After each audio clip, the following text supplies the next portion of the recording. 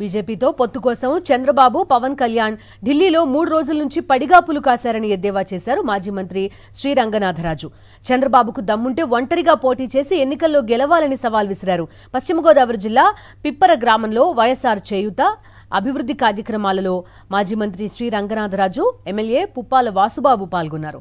సచివాలయం, రైతు భరోసా కేంద్రం, YSR health clinic భవనాలను ప్రారంభించారు.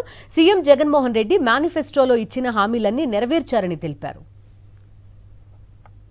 ఈ సంక్షేమం అభివృద్ధి కావాలా, మళ్ళీ అబద్దాలు ఆడే చంద్రబాబు నాయుడు, పవన్ కళ్యాణ్ కావాలా? వాళ్ళెక్కడ నెగ్గి దమ్ముంటే ఢిల్లీలో కాపలా కాయతుంది బీజేపీ తోటి. బీజేపీకి ఎంత ఉంటుంది? నియోజకవర్గంలో 1% ఓట్లేదు. ఇతర 3 రోజుల నుంచి కాపలా కాస్తున్నారు ఢిల్లీలో బీజేపీతో అలయన్స్ పెట్టుకోవాలని. దమ్ముంటే చంద్రబాబు నాయుడు ఇడిగా నెగ్గగలిగితే పవన్ కళ్యాణ్కి వెళ్తే పనే ఉంది, బీజేపీతో పనే ఉంది.